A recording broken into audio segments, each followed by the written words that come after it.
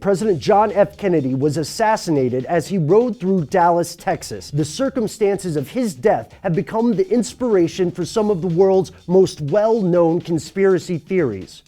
But why?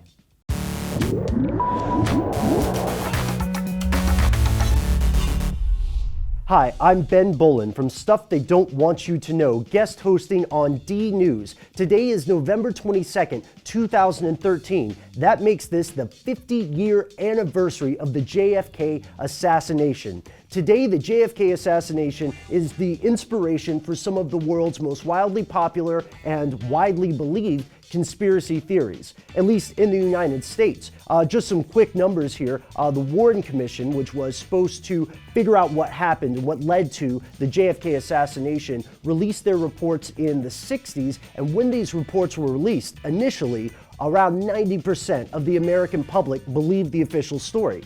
But that number has continued to dwindle, and today, around 24% of U.S. respondents believe that Lee Harvey Oswald was the lone gunman killing John F. Kennedy. What are the ingredients for a good conspiracy theory, or a compelling one, a sustainable one? It boils down to some basic factors. One of the first things you need are discernible sides, a good side, a bad side.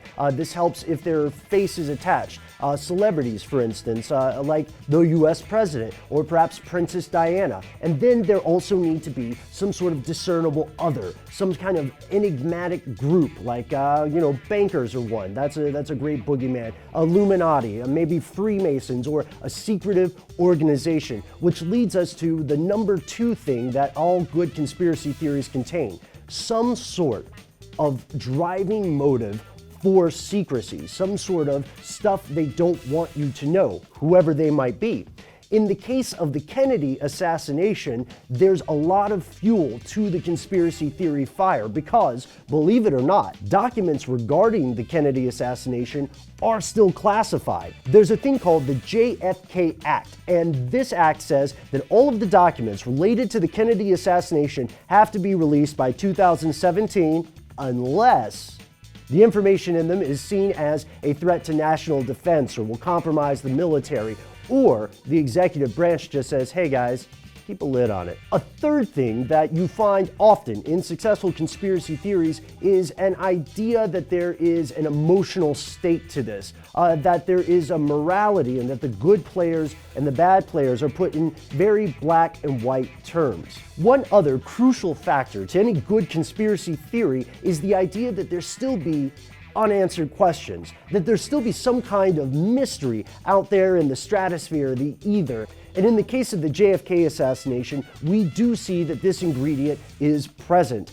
There are numerous people who have found inconsistencies in the official story or anomalies of some sort. And these range from very, very fringe things with, no real proof, to be honest, or to things that are provable and circumstantially, it's up to you whether or not they're a big deal. So when people already want to look for something that's not the official story, anything that is anomalous can become something like the tip of a much larger iceberg. That's it. Thanks so much for watching. I hope you enjoyed this episode. If you did, why not make it official and click the like button somewhere down here?